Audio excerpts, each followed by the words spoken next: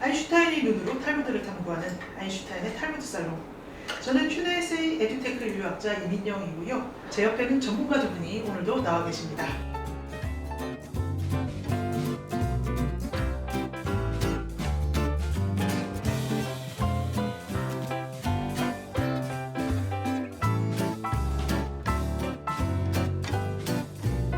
유대인 전문가 홍익희 교수님. 네, 안녕하세요.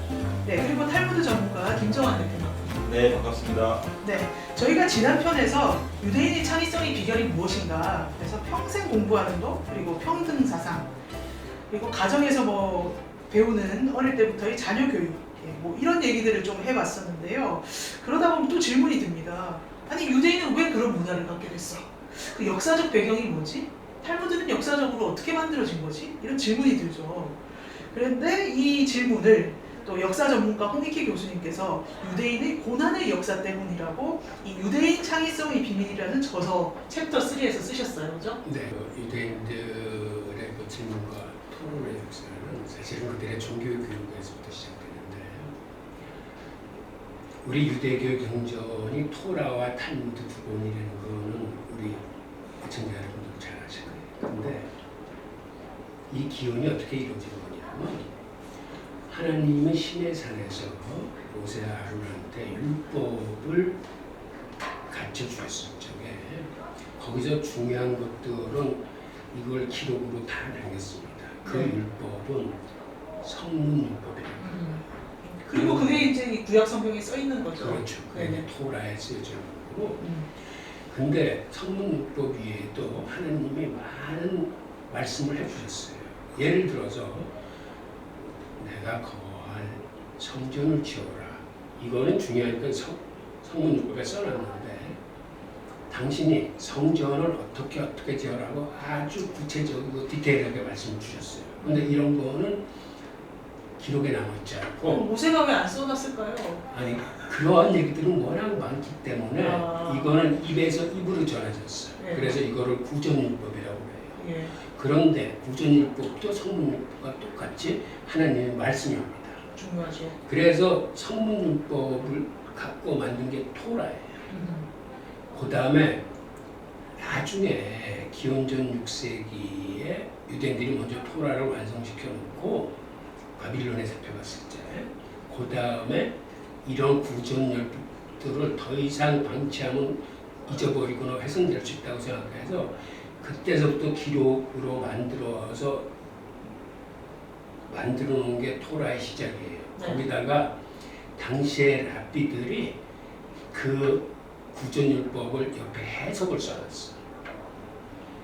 이래서 완성된 게 탈무드거든요. 그래서 토라는 그 속에는 하나님의 계시를 연구하는. 잠깐만요. 아까 처음에 그게 토라가 아니고 미시나고 지금 한. 아니, 토라가 지금 탈무드예요. 네. 토라는 성문율법을 갖고 만든 거예요. 네. 거기는 하나님의 계시야. 계시를 공부하는 거예요. 네. 근데 탈무드는 랍비의 해석이 붙어 있잖아요.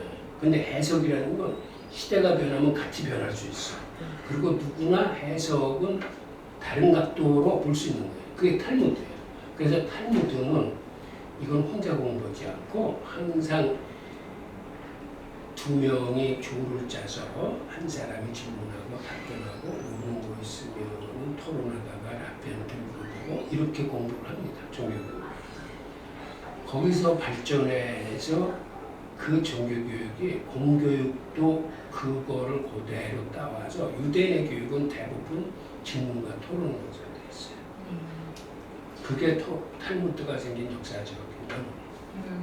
여기 게마라, 미시나 게마라 이게 탈무드를 합쳐지는 네네. 과정도 좀. 예. 미시나 게마라 이제 구전율법이 이제 사라질 구전율법은 이제 그 말의 입에서 입으로 전하는 거잖아요. 네. 스승의 제자, 아버지의 아들로 이렇게 전해지는 건데, 문제는 나중에 이제 로마에 지배하에 있다 보니까 로마 황제들이 유대인들을 굉장히 싫어합니다. 두 번이나 폭동을 일으켰죠. AD 66년, 132년 뭐 이렇게 폭동을 일으키니까 로마 황제들 보기에 다른 민족들은 잘 잠잠한데 쟤네들은 이렇게 반항을 하고 하냐, 그래가지고 엄청 유대인들이 이제 토라 배우는 걸 금지하고 그리고 이제 그걸 가르치는 랍비들은 잡아 죽이고 뭐 이랬어요. 근데 랍비 한 명이 이렇게 순교를 당하잖아요. 네. 그러면 도서관 하나가 불타는 피해예요. 그 사람이 그걸 평생 동안 암기하고 있는 양이 엄청나잖아요. 그러니까 이제 그런 것들이 그걸 지켜보면서 이런 유대 랍비들이 죽어갈 때마다 안타까운 거죠. 그래서 랍비 유다 하나시라는 사람이 다윗의 자손이에요. 다윗의 이렇게 계보를 따지면 그 다윗과 연결되는데 한 나시 그러면 사내들이라는 공예가 있는데 거기서 대통령, 지금으로 말하면 수장이에요. 대통령격이고 그 다음에 거기에 대법원장격이 베이스딘 대법원장격인데 어쨌든 한 나시 하면 그 사내들인의 대장이었던 거예요. 당시에 대통령격이었던 거죠. 그분이 이제 그런 죽어가는 랍비들, 순교당하는 랍비들의 어떤 피해를 더 이상 보고 있을 수가 없다.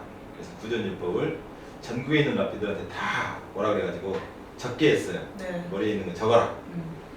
다 적어 내놔라. 그래가지고 이제 그 탄나임이라는 랍비 그룹이 있어요. 그 그룹이 그걸 전부 책으로 만들었는데 이제 정리를 해서 책으로 만들었는데 그게 미시나예요. 네.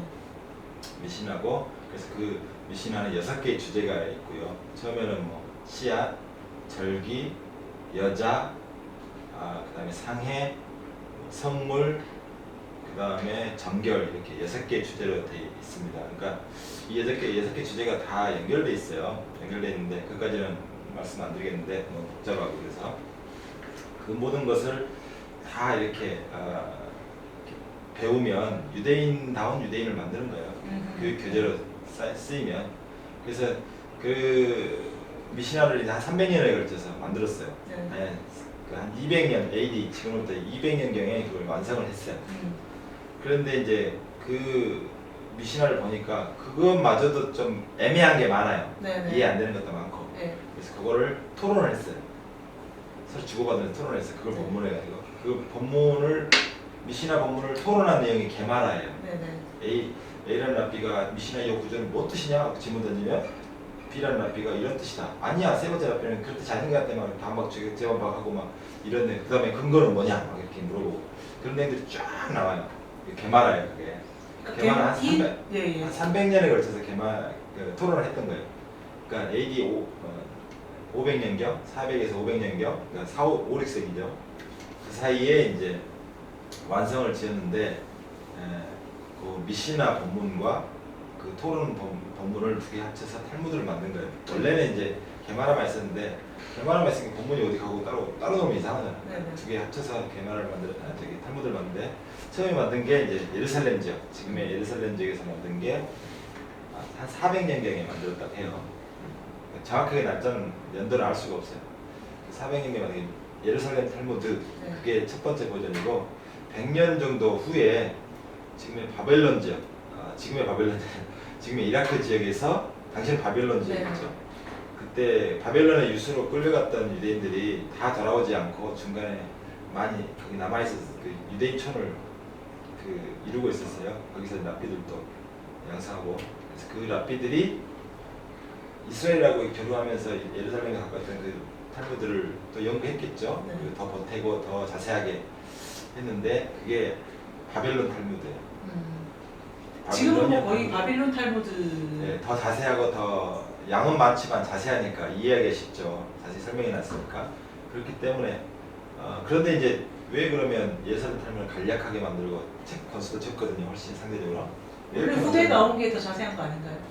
버전업이 돼서 그렇게 될 수도 있는데 네. 그 환경도 차이가 있어요. 네네. 이스라엘 지역은 로마의 지배를 받아가지고 감시를 많이 당하잖아요. 그러니까 이제 공부하다 들키면 이게 뭔 내용인지 알면 안 돼. 그러니까 간략하게 네네. 암호처럼 돼 있어요. 네. 그리고 이제 또 하나의 이유는 그 영적인 그 분위기가 예루살렘이 훨씬 강하잖아요. 그러니까 그쪽 사람들은 착 하면 착 알아들어. 네. 이심전심. 네, 금방 알아들어. 근데 네네. 이방 지역은 그런 영적인 기운이 별로 없으니까 자세히 설명해야 돼. 네. 뭐 이런 저런 이유를 대고 그러더라고요. 네. 어쨌든 그렇게 탈무드가 말하는 탈무드의 원래 시원은 그 시내산에서 지금 3,500년 전에 하나님이 그 유대인들한테 그 보이는 눈에 보이는 글자로 된 성경만 토라만 준 게 아니라 그것을 지킬 수 있게 삶에 실천할 수 있게 아주 구체적으로 말로 된 성경을 줬다. 그게 구전율법이에요. 그러니까 이제 구전율법은 워낙 복잡해서 그거 다 그 적으면요 교회 갈 때 수레를 갖고 가야 돼. 수레. 네, 술에 책을 다 책을 다 싣고 가야 돼. 너무 방대해. 네, 네.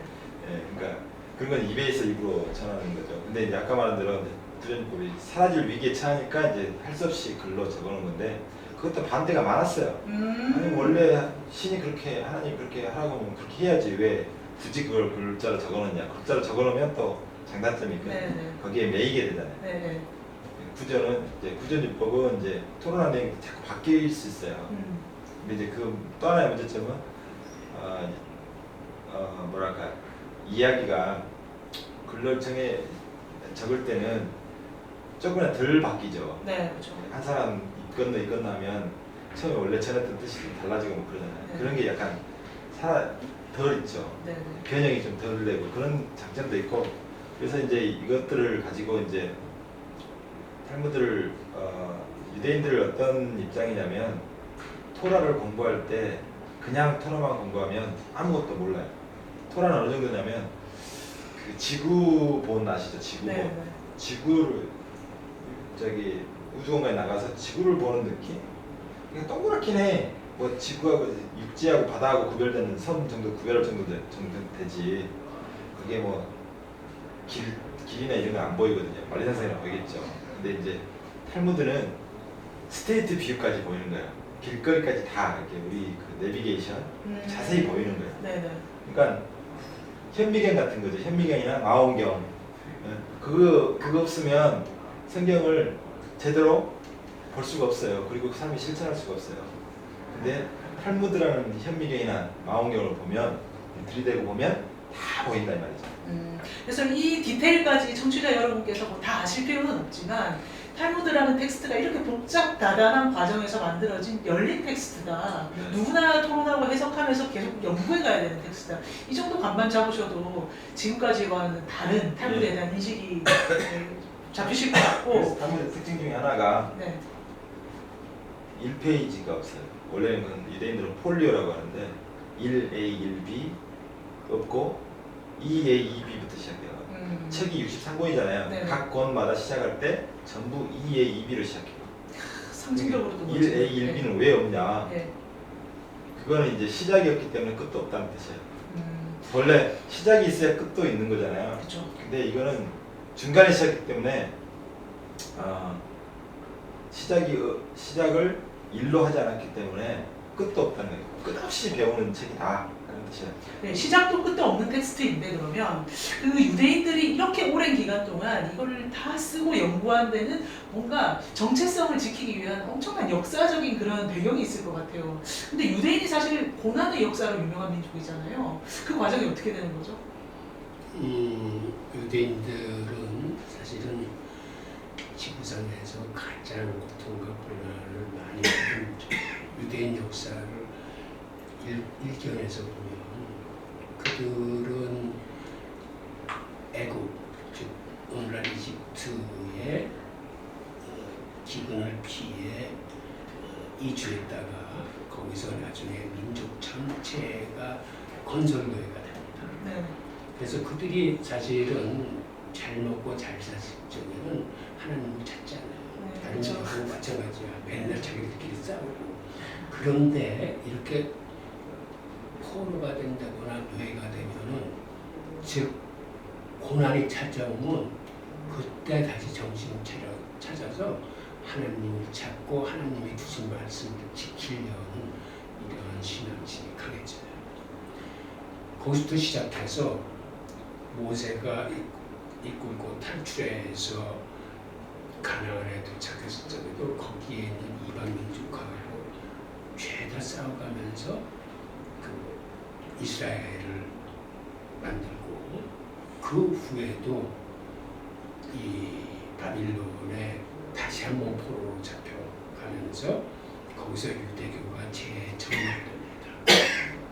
하여튼 전 역사를 통해 보면 그 근대 히틀러의 홀로코스트에 이르기까지 정말 고난과 형국의 길을 밟아왔는데 네. 이게 역설적으로 이걸 뒤집어 보면은 이런 고난과 형국을 통해서 그거를 극복했을 적에 하나님의 은혜를 받아요. 그러니까 유대인이 오늘날 그렇게 글로벌한 민족이 돼서 세계적인 네트워크망을 가지고 무역이나 금융을 성취한 시기가 대부분 이 고난의 시기, 디아스포라로 전 민족이 뿔뿔이 흩어졌을 적에 그들이 민족적 동일성을 잊어버리지 않은 가장 중요한 이유가 그들이 탈무드를 갖고 있었기 때문에 탈무드가 하나님이 주신 율법이자 그들을 국제법으로 한 공동체로 묶어놓는 힘이 있어. 그래서 유대인은 이런 고난을 통해서 어떤 숨겨진 축복을 받은 민족이라고 그들 스스로 생각합니다. 이런 고난의 역사를 계속 겪다 보면 뭔가 공동체 의식도 굉장히 강해졌을 것 같아요. 그거는 사실은 유대인이 공동체 의식이 강한 거는 살아남기 위한 처절한 결과물이죠. 네. 그러니까 그들이 디아스포라로 이렇게 흩어져서 살았을 적에 네. 자기들이 여기서 생존을 하려면 단결해야 된다는 걸 뼈저리게 생활 속에서 그 느낀 민족이에요. 그러니까 단결을 하는데 가장 중요한 게 공동체 약자를 돌보는 거예요. 아, 네. 네. 그래서 유대인은 체다크가 바로 거기서 나옵니다. 체다크라는 게 공동체 약자를 돌보는 거예요. 고대에는 전쟁이 많으니까는 과부나 고아가 굉장히 많아. 그다음에 전쟁하다가 다친 이 상위군인? 상위군인이나 노약자나 이런 혼자 힘으로 살아갈 수 없는 사람이 많은데 이걸 공동체가 끝까지 지켜주는 거예요. 그러니까 그들이 체다크는 그런 약자를 봤을 적에 내가 도와줄까라는 이런 선택의 문제가 아니에요. 인간이면 당연히 해야 될 도리야. 그거를 지키지 않으면 불의한 인간이 되는 거예요. 그게 그들의 종교와 그들의 공동체가 가르치는 거예요. 그 정신이 지금까지도 유대인들한테는 살아있는 거예요. 율법을 통해서, 탈무드를 통해서. 네, 그래서 이제 조금 더 말씀드리면 유대인의 생존의 비밀을 많이 이야기하거든요. 뭐 안식일을 잘 지켜서, 토라를 배워서, 뭐 하나님의 선민의식 때문에 그 중에 쩌다카가 아주 중요한 역할을 하는데 쩌다카가 경제적인 문제를 해결해줘요. 뭐 이미 말씀드렸듯이 교수님 말씀하셨듯이 이런 쩌다카가 없었다면 그 유대인들은 쿠파제도 아시죠? 공동체를 위한 쿠파제도를 만들어서 복지 공동제도. 복지제도죠. 예, 예. 복지제도. 그걸 통해서 다른 민족한테 의지하지 않게 한 거예요. 만약에 굶주리고 힘들면 할 수 없이 다른 민족한테 가서 일을 하거나 뭐 종업원으로 일해야 되겠죠. 그런데 이 쿠파제도의 특징 중에 하나가 그 유대인이면 누구나 해당 가서 그 쿠파의 그 모금함 있잖아요. 거기서 일주일 분량, 14끼 분량을 가져갈 수 있는 권리가 있었어요. 아, 그럼 유대인 그 회당에 가면은 식량이 쌓여 있는 거예요? 네네. 예. 식량이 아니라 돈. 네네. 이 헌금 바구니가 있어. 헌금 바구니를 쿠파라고 부르는 거예요. 네네. 네. 쿠파에는 많은 사람들이 거기다 헌금도 집어넣지만 가난한 유대인은 그 헌금을 가져갈 수 있는 권리가 있어요. 네. 그게 쿠파죠. 네.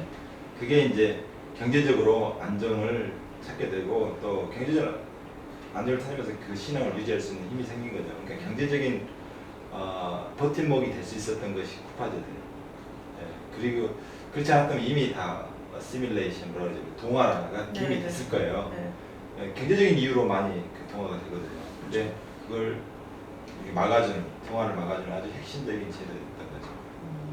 유대인은 이렇게 옛날부터 너무 고난의 역사를 겪어오면서 나의 형제 자매들, 우리 공동체 안에 있는 사람들을 반드시 도와야 되는 이런 문화가 있었고 교육도 뭐 그렇게 이렇게 제도적으로 뭔가 있었나요? 장치가?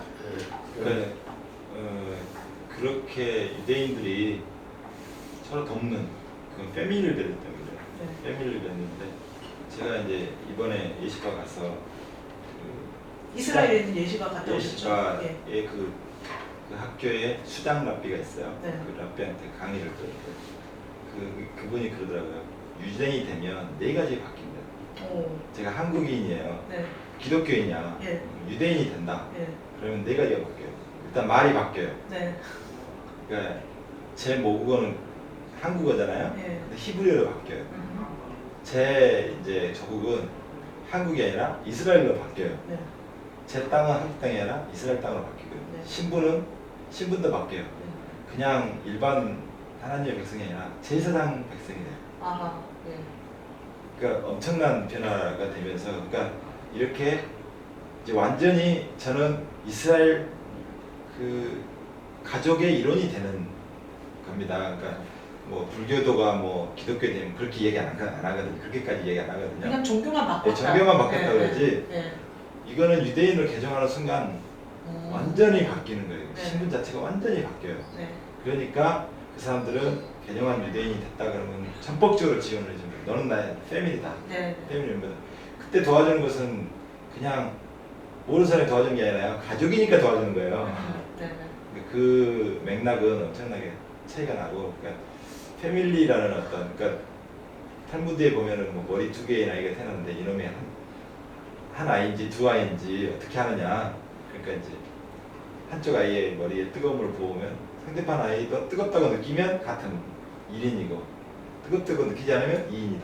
이렇게 이야기하죠. 그래서 그 어떤 하나님 안에서 형제된다는 것은 고통을 같이 느끼는 거예요. 네, 그런 느낌이 없으면 그 사람은 남남이야. 네, 그래서 아주 그걸 중요하게 여기는데, 패밀리라는 것은 우리 가족 안에 누가 다치면 서로 아파하잖아요. 네. 똑같은 거죠. 유대인의 교육에 대해서 이거를 조금 더 보면서 쿠파 제도가 생긴 연유는 기독교에서는 인간이 죄를 지면 하나님은 죄인하고 관계가 없어집니다. 그러니까는 하나님과의 관계를 다시 회복하기 위해서는 죄값을 치러야 돼.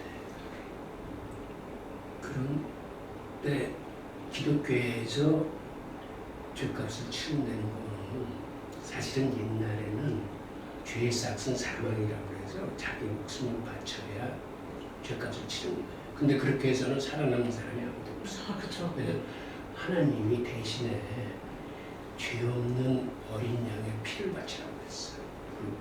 그래서 예배라는 게 죄 없는 어린 양의 피를 바치면서 자기가 갖고 있는 가장 귀한 재물을 같이 바쳐서 하나님한테 죄 사함을 받는 거예요. 근데 현대 와서는 죄 사함을 어떻게 받냐면 일단 죄를 지면 회개해야 돼. 그리고 회개한 다음에 기도를 올려야 돼. 그래서 이제는 하나님하고 직접 교통하면서 그 죄를 탕감하는 방법이 현대화되고 심플해졌어요. 그런데 유대교는 여기까지는 그러니까 아까 말씀하신 거는 기독교. 기독교. 예, 예. 여기까지는 기독교인 것 같아요. 근데 회개나 기도는 다 말로 때우는 거예요. 아, 그렇죠. 네. 네. 거기는 성의가 들어가 있지 않을 수도 있어. 그렇죠. 예. 근데 유대교는 거기다 하나 덧붙이는데 죄값만큼 성의껏 헌금을 해야 돼. 아, 이게 핵심이에요. 그래서 당면. 그래서 쿠파는 네. 빌 적이 없어. 항상 헌금이 풍성하게 들어와. 네.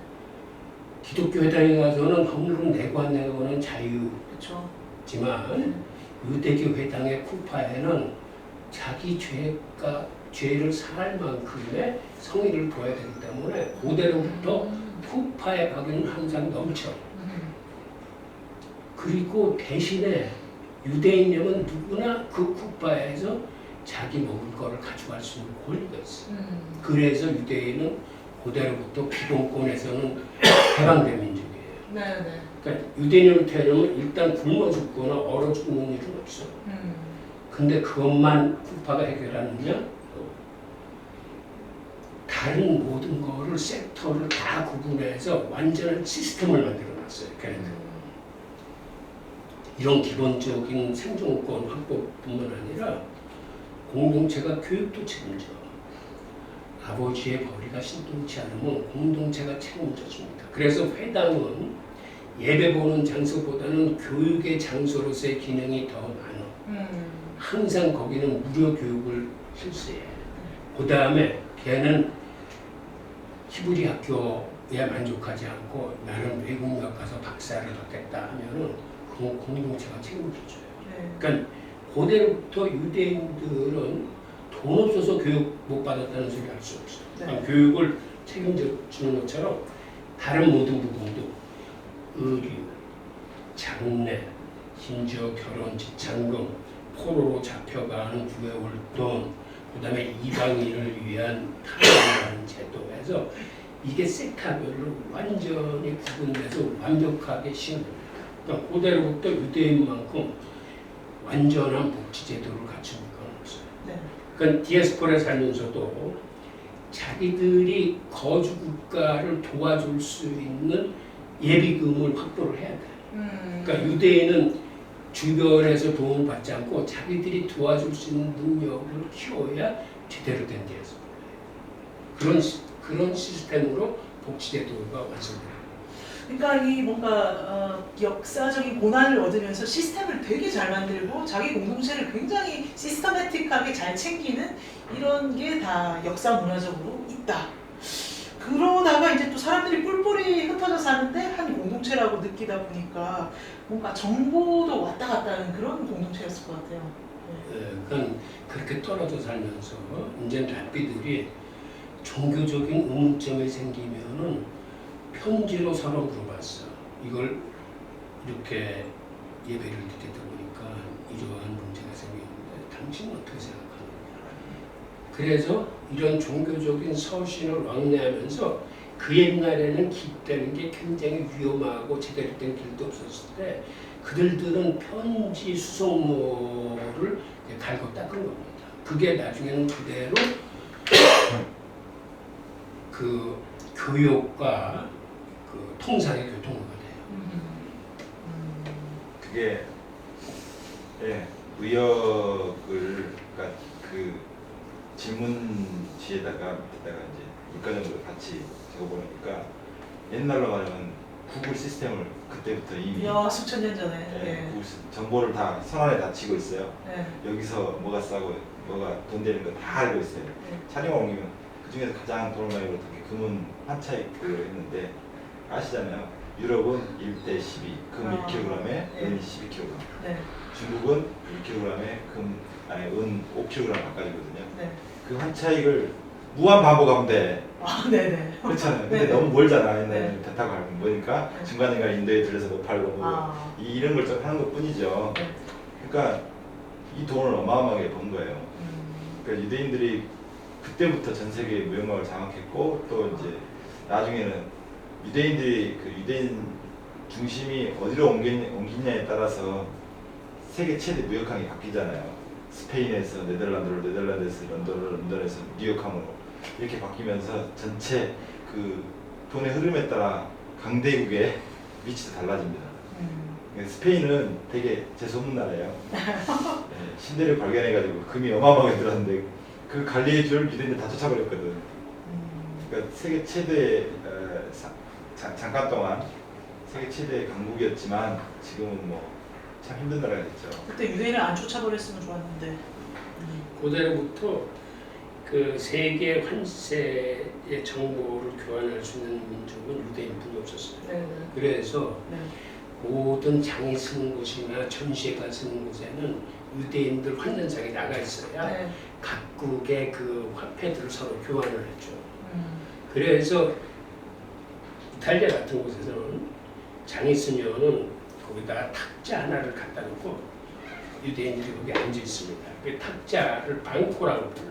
아하. 그래서 그 방코에서 이 돈을 교환해 준 거예요. 네. 그게 오늘날의 뱅크예요. 아, 은행. 네. 그러니까 그런 환시세를 정통하게 알고 있는 유대인이 아니면은 그런 방코를 할 수 있는 사람이 없어요. 근데 그리고 유대인들이 또 교육의 시스템도 뭔가 좀 이렇게 만들었는데 그 율법학교 예시가라는 게 있잖아요. 이것도 뭐 이 과정에서 만들어진 것 같아요. 이렇게 계속 막 다니고 민족이 흩어지고 이 과정에서 자기들이 교육을 통일하지 않으면, 그러니까 시스템을 만들지 않으면 그게 교육이 안 이어지니까 그렇게 시스템 만든 것 같아요. 예시과에 대해서는 저 사례를 하나 말씀드리고 싶은데 유대인들이 사실은 로마 제국하고 싸우다가 이제 나라를 이뤘어요. 그때 로마 제국이 그렇게 강성했음에도 로마 제국이 가장 경계하고 겁낸 민족이 유대인들이에요.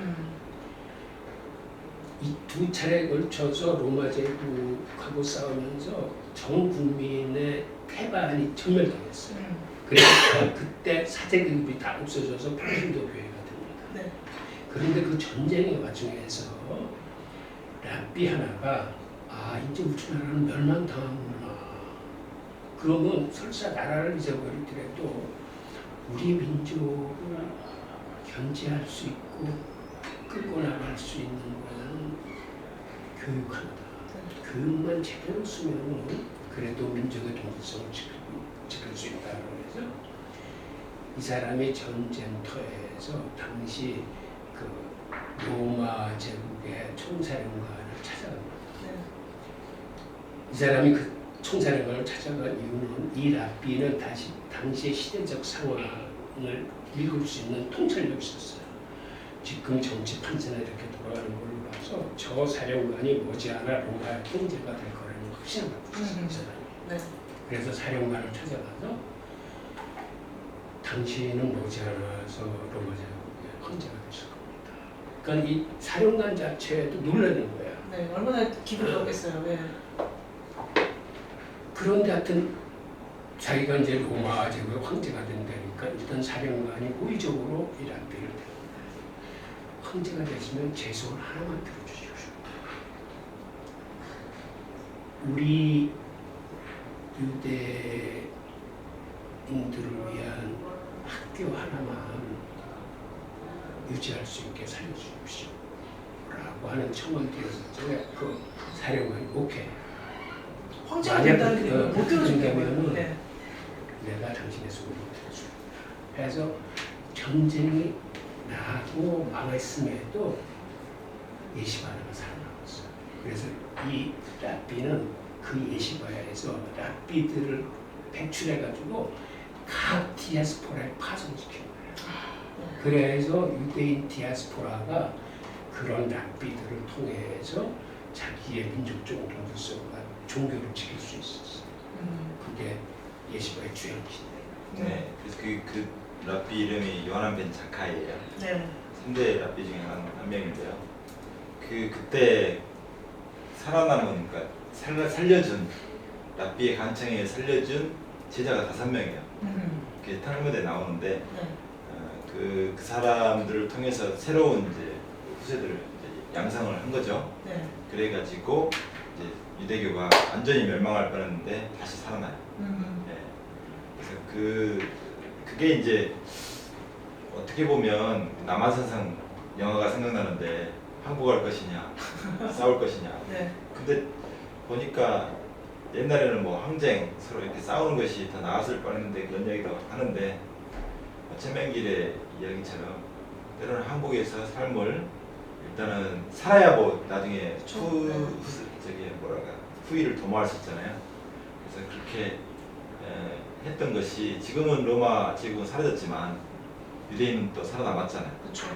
그게 아니었으면 그때 어떻게 될지 몰랐는데 그 잠깐 동안에 굴욕을 참으면서 후학을 양성했던 것이 신의 한 수였다.